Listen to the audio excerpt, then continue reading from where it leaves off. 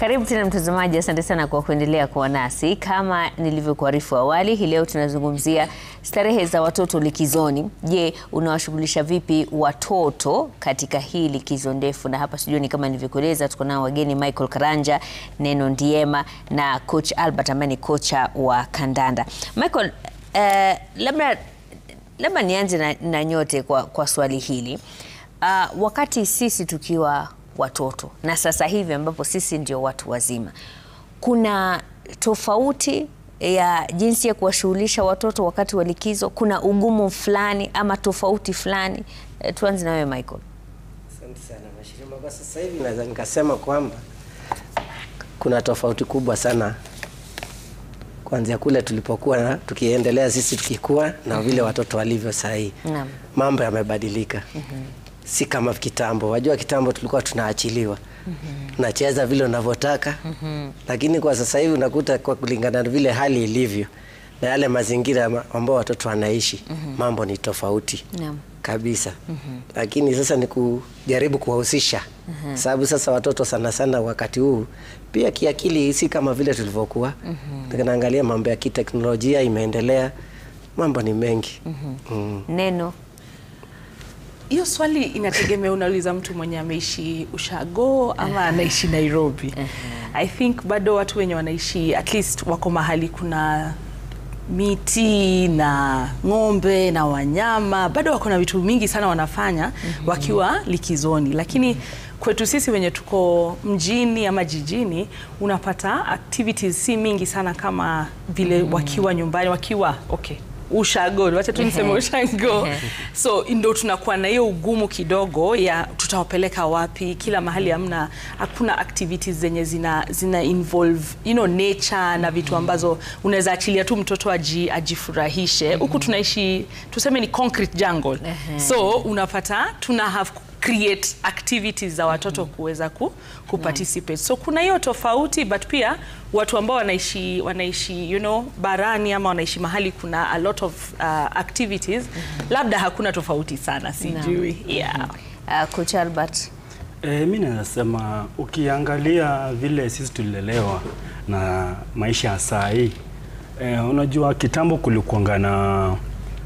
ulikuwa unajipata hakuna activities yenye unaweza shughulika nazo mingi. Unapata mzazi yeye anataka usome upate kazi. Lakini ukiangalia maisha saa hii unapata activities zimekuja mingi sana, mpaka inafika mahali sasa mzazi anaona kama mtoto wako aweze akasoma apite mtihani, kuna njia fulani anaweza kutumia atengeneze maisha yake. So unapata kwa saa hii maisha ya sports imekuwa mzuri kwa sababu unapata si lazima ucheze football. Kuna michezo zimekuja mingi sana saa hii. So hizo michezo ndio maana hata ukiangalia saa serikali imesema kutukue na hiyo syllabus imebadilishwa. Kuna activity mingi. Sasa mtoto kama ni mjinga naweza sema hivyo, unapata anaweza tumia njia nyingine kujitengeneza maisha yake. So ukiangalia maisha ya kitambo na wakati wa saa hii, vitu vimekuwa tofauti sana. Naangalia baadhi ya jumbe ambazo ziko hapa. Kuna mmoja anasema mtoto wangu namshughulisha kwa kumpeleka tuition na kandanda mara 4 kwa wiki. Mwingine naye amesema kwamba yeye kwa upande wake maisha ni magumu, kwa hivyo amepeleka watoto ushago. Na labda Neno, unaweza kutueleza hili jambo la haswa wale ambao wako katika maeneo ya mijini wanalalamika kwamba mtoto yuko kwa simu mara nyingi ama yuko kwa runinga kwa muda mrefu, ni kwamba kuna ukosefu wa kitu mbadala cha kufanya, yani hakuna options zingine, haswa kwa wale ambao wako mijini. Na wale ambao wako vijijini, nafasi zao zinaonekana bora zaidi kuliko wale ambao wako mijini. Kwa sasa hakuna tofauti ya mtoto ambaye ako mjini na mwenye ako kijijini, kwa sababu karibu kila mzazi kwa sasa ako na simu. So bado yule ako kijijini anaweza kuwa kwa simu kama tu yule mwenye ako mjini, na kwamba ukiangalia tofauti ni kwamba mzazi ndio wakati mwingi amepatia huyu mtoto hiyo simu. So si mtoto ametafuta simu sana, but mzazi kwa sababu anaona hana wakati, anaona afadhali niachie mtoto simu na ni make sure akona simu, akona tablet, akona laptop. Huyu sasa ni wa mjini ama jijini. Alafu ule wa kijijini kuna simu moja inatumiwa na watoto kama 5 au 6, but wako bado na access kwa hiyo simu. So kenye tumefanya ni kama tumedelegate, sijui word yenye nitatumia ya Kiswahili, but tumeamua wacha simu iturahisishie kazi, ndo sisi tusitafute nafasi ya kuwa na watoto sana.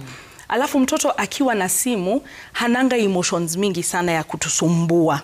So una prefer akwe na simu ndio anyamaze. So mmeenda mahali wanafaa kuwa wanacheza nje, unaona sitaki kumfuatilia, afadhali akwe kwa simu na pia mimi nikwe kwa simu kama mzazi. So both of us tuko kwa simu na tuna prefer hivyo kwa sababu hatusumbuani. Yet kuna opportunity hapa yenye tunakosa sana ya kulea huyu mtoto. Naam. Yeah.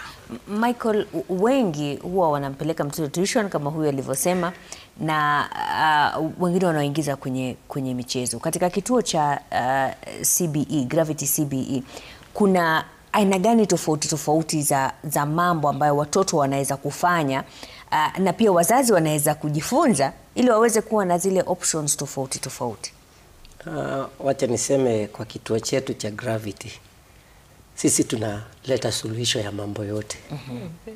Kwa sababu tuko na mipango yote kuanzia kwa watoto wadogo wale wachekechea hadi wazazi wenyewe, hata wale wakongwe. Kuna kitu ambao anaweza kuja pale kwetu kazini ama pale kwenye kituo chetu na wapate kitu ya kufanya ambao itaweka angalau wako na kitu ya kufanya. Kuanzia pale kuna michezo, mambo ya kuogelea, kuna kama sasa vile unasikia kituo chetu kinaitwa Gravity. Hiyo ni mashini moja ambao hamna mahali pengine utaipata. Sababu pale ukiingia ndani ni hiyo force of gravity inakuwa sufuri kabisa, yani unaweza zama, ni kama uko space. Tuko na mambo ya tumeanza sasa mipango ya Gravity Boma, mambo ya tamaduni, kuna sanaa kama vile Bomas of Kenya ilipokuwa. So kila wakati kuanzia kama sasa kuanzia Ijumaa, Jumamosi, Jumapili, tuko na mipango mingi sana ambao wale wanakuja pale wanafaidika. Kija ni wale ambao wako tuseme kama shule za upili, kuna mambo ya life skills, hii mashauri ya kujua kujielewa. Ndio wasije, kwa sababu wanasema wale ambao hasa wao dogo hana shida sana. Wale ambao wameachiliwa ni hao ambao sasa wanamalizia shule ni kama sasa. Lakini sasa wakija pale kwetu, pale tutafanyia mipango mashauri, kuna mambo ambao watasomeshwa pale, kuna walimu ambao wako pale watawasaidia sana. Na nimesema kwamba haina nini kusema ni mtu aina umri gani. Hata wale wakongwe kuna mahali wataingia, kama ni mambo ambao yanahusiana na kanisa. Kuna vitu ambavyo vinahusiana na wale ambao wako kwa kanisa. Tuko na tabernacle pale. Tumejaribu kuileta karibu ndio at least hata wale ambao wako kwa mambo ya kanisa wasiseme kwamba wameachwa nje. Kwa hivyo sisi kwetu suluhisho zipo na tumezileta karibu, na ni mambo ambao ya karibu ambao si yanagharimu pesa nyingi sana. Na itasaidia mtoto. Pale watu hata mtoto akija kuanzia Jumatatu hadi Jumapili hata kosa kitu ya kufanya. Tuko na kila kitu. Naam. Coach Albert, kwanza kabisa tueleze unatoa mafunzo ya kandanda eneo gani na mna watoto wa umri gani? Sisi tuko sehemu ya Umoja pale tena, na tuko na kategori zote kuanzia miaka 10 mpaka senior team. Ukiangalia timu ya watoto wadogo au ni wazazi wanaopenda sana. Kwa maana gani? Mzazi mwenyewe atamleta, atamkujia masaa yenye amemaliza. So tunafanya hivi, tunakuanga na si coach mmoja anaweza fanya hizo vitu zote. Kuna makochi wengi sana. Tumeweka in categories. Kuna mwenye ambaye anashughulika na watoto wa miaka 10, 12, 13, kuna age of 17, and then kuna senior. Senior inamaanisha na wale ambao wanacheza ligi sasa. Wale wako tayari sasa. Washatoka hapa chini. Sasa kama sisi watoto wadogo, kuna kuanga na tumebalance na wazazi, au ni lazima wafanye tuition kwanza. tunawasema lazima tubalance academic and sports. So tunakuanga na wazazi tumeelewana nao. Kuna masaa yenye watoto wana train wadogo, and then kuna masaa ya watoto wasini wana train. So kama wadogo tunawapatianga kama 2 hours per day, kwa sababu mtoto mdogo ukimweka mahali for long anajisaulisha. Sasa hata learn, so unampatia muda kidogo sana yenye anaweza kumbuka na anaweza kuwa na time nyingine ya kurudi. Ukiangalia kama age number 17 under 17, hawa ni watu wanaelekea kumaliza shule na wengine hao wanaweza kuwa wanacheza kwa timu kubwa. Sasa wakishafika pale under 17, wale ni watu wenye tayari unajua hiyo under 17 age yenye iko na adolescent. So ni lazima mkae na wazazi vizuri sana muelewane, ambapo hawa watoto kuna hao kama under 17 tulielewana na wazazi wanakuwa na train mara 2 kwa siku. Wanakuja asubuhi, kama mzazi amemtengenezea tuition ataenda 2 hours then tena rudi kwa mpira. Kwa sababu ya nini?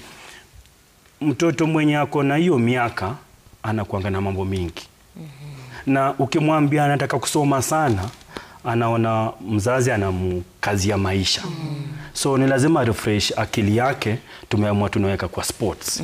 So unajua kikuja pale kwa mpira kuna vitu mingi sana pia talani. Atakutana na wenzake kwa sababu mpira inakuanga ni happiness, inaleta watu pamoja. So ukiangalia hivyo ndio maana nasema unaweka pamoja kulingana na schedule ya mzazi. Kwa sababu uwezo ukasema utatrain kuanzia asubuhi mpaka jioni na mtoto. Mzazi atasema lazima pia uwe asome. Na ukiangalia kama senior team ni watu wenye wakishamaliza, wengine wako na familia zao, wengine ndio wanatafuta, wengine wako kwa maklabu. Sasa kama hao senior hao wanajua programu yao, hao ni watu unadili nao kama mtu mzima. Ashatoka ile level ya chini, sasa anajua chenye anafanya. Unaona? So hao watoto wadogo ndio kuna tashu mingi sana kidogo. Wanataka condition lazima ikuwe juu kidogo kwao, kwa sababu au ukiwacha kidogo usipopatia good foundation wajue nini wanataka in life, itakuwa ni ngumu sana. Naam. Neno kama mkufunzi wa ulezi, ni mambo gani ambayo mzazi anapaswa kuzingatia wakati ambapo anapanga ratiba ya mtoto ili kuhakikisha kwamba ndio anaenda, kama kuna mchezo fulani anafanya, anahakikisha kwamba kuna yale majukumu ya nyumbani anafanya, na pia anapata pia muda wake wa kurelax tu na kustarehe kabisa. Muhimu sana ni kwamba huu mtoto ako holiday, hayuko shule. So kunafaa kuwa na tofauti ya hiyo ratiba vile alikuwa shuleni na vile yako nyumbani. Ukimpatia a very intense kitu wenye ambayo inakaa ni kama bado amerudi shule, kitu hata mtoto anapenda, hata kama vile kocha anasema, unaweza kuwa unapenda mpira kwa sababu umefanyishwa ufanye hiyo mpira kila wakati, inaweza fika mahali inaweza kukuudhi. So the break in terms of kupatia mtoto schedule enye haiko nzito sana kama ya shule, because shule iko very involving, especially now as they grow upper primary na upper grades na senior school, imeanza kuwa very busy for them. So hii holiday inafaa kuwa number 1, inafaa kuwa very refreshing, inafaa kuwa kitu anafurahia kufanya. So that's why kama ni talent, afanye kitu yenye anafurahia, anapenda. Si lazima kwa sababu watoto wanaenda mpira hata yeye aende mpira. No, yeye anapenda kufanya nini? Napenda kufanya muziki, wacha nifanye muziki, yeah? That's one thing. But kati ya hiyo activities zote, aende gravity, aende football, cha muhimu sana ni wakati wa huyu mtoto kubond na familia yake, kubond na mzazi. Because wakati mwingine unapata mtoto ana feel ni kama umempatiana kwa hizi vitu zote, lakini hakuna wakati wake na wewe. Na kila mtoto anataka kuwa kama mzazi wake.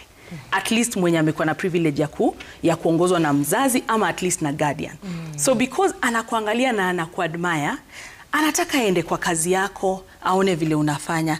Anataka mkae chini mcheze game na yeye.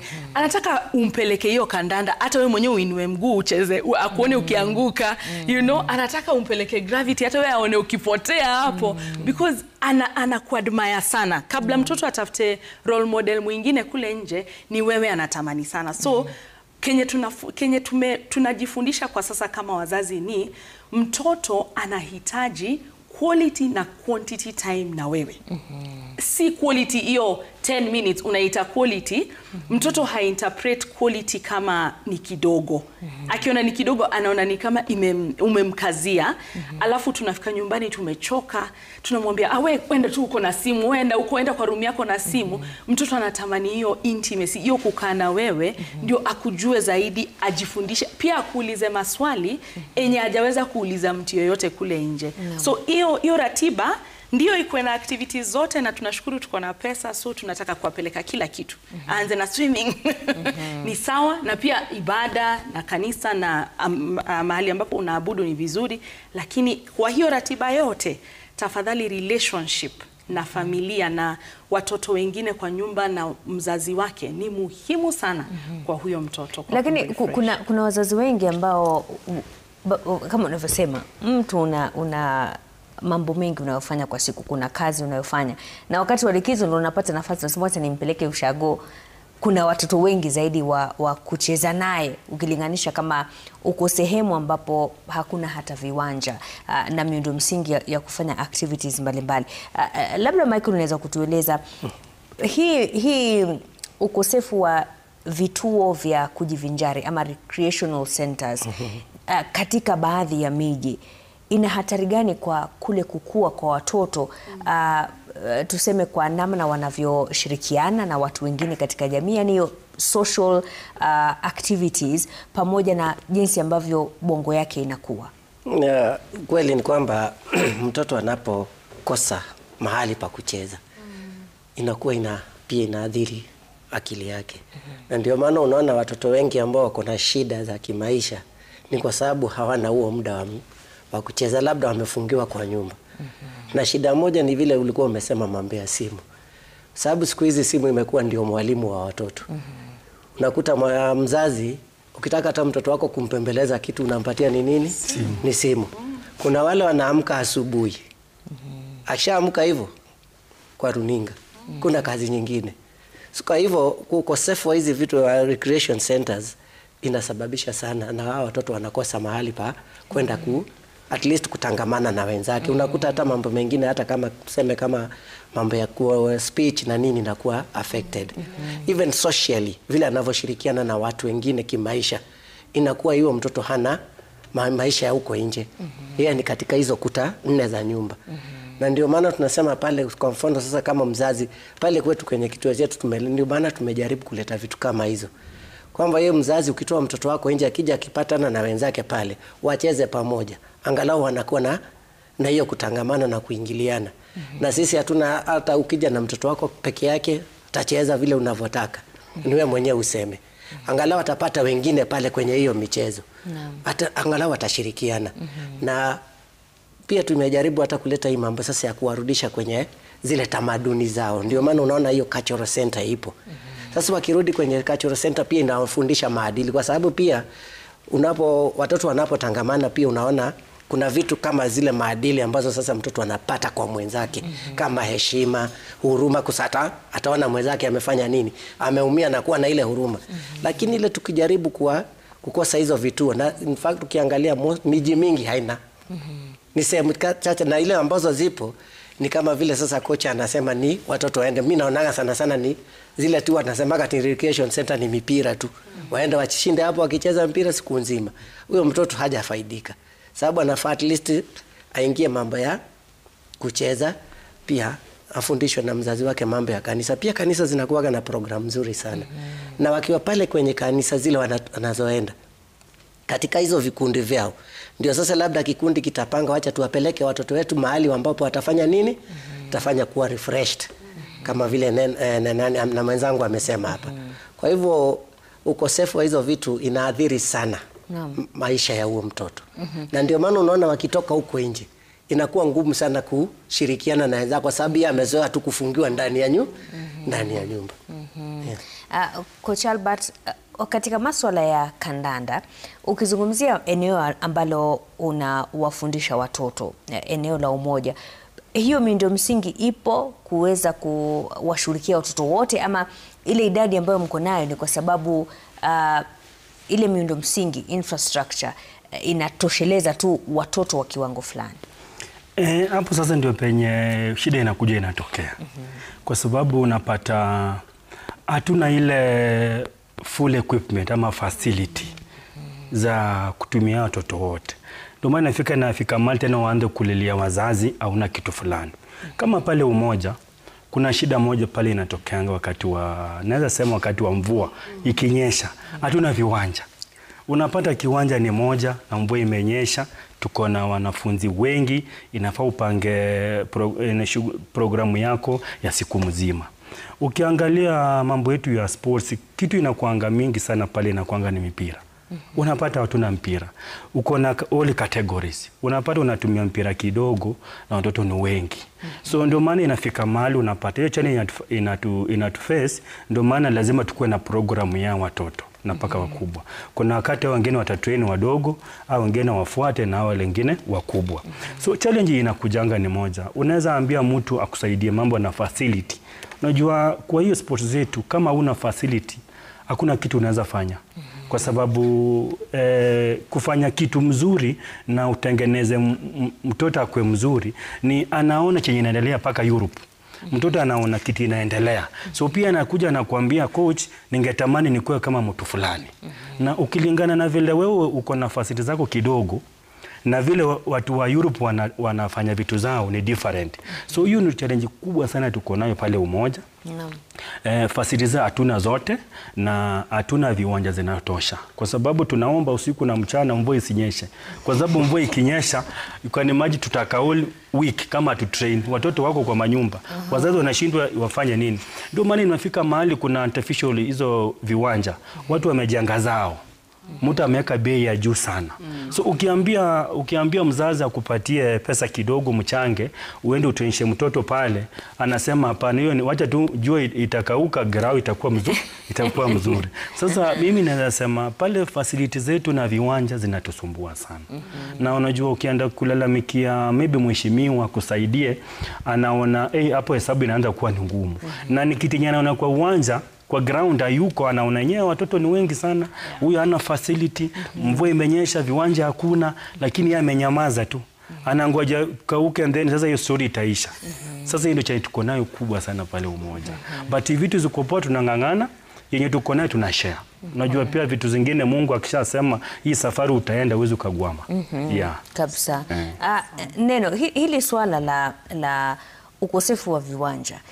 Manake kuna sehemu zingine ambapo haswa wakati wa wikendi ama wakati wa likizo unapopita na gari ndio unapata watoto wanakuja wanacheza hapo barabarani. Wako na baisikeli zao barabarani, wako na mipira yao barabarani. So inaibua swali, ni wapi ambapo watu wako mijini wanaweza kupeleka watoto wao wacheze, ilhali katika yale majengo ambao wanaishi hakukuwa na hiyo fikra ya kwamba kuna hitaji kuwa na kiwanja. Ni kweli. Uzuri ni kwamba watu wengi wamefikiria kama kocha. Wameanza kuwa na hiyo initiative ya kusema watoto tuwapeleke wapi, kama ni swimming, kama ni mahali pa kucheza mpira ama kandanda and what have you. Lakini hiyo issue ya safety pia ni very important because unapata watoto pia wengi wamekuwa katika accidents kwa sababu ya kuendesha mabaiskeli zao ama kuwa kwa mahali ambapo wamerisk maisha yao just to have fun. Na especially kwanza hii game ya skating. Unapata wakianza ni kama, sijui ama wanaume wanaweza tusaidia tuelewe, ni kama wakianza pia kuna energy fulani wanataka sana kujaribu kupita karibu kabisa na mahali magari ziko, ama waende mbio kabisa waruke kitu.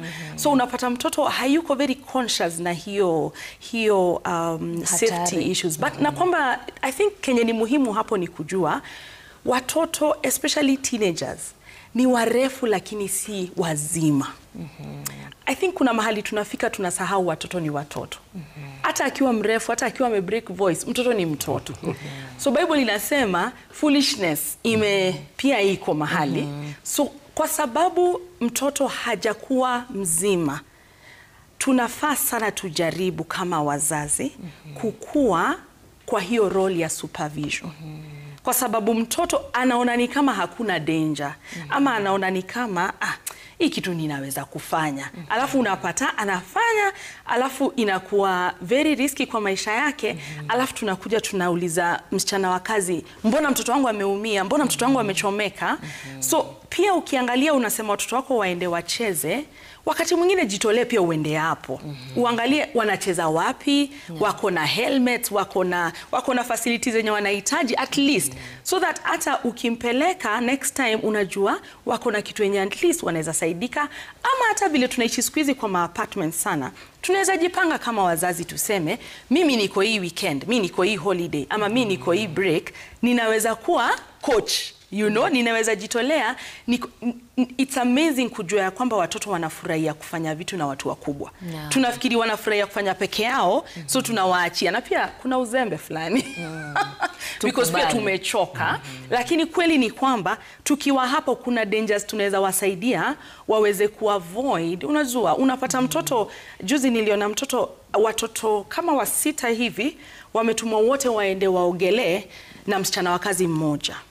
Sasa shida, msichana wa kazi yako kwa simu.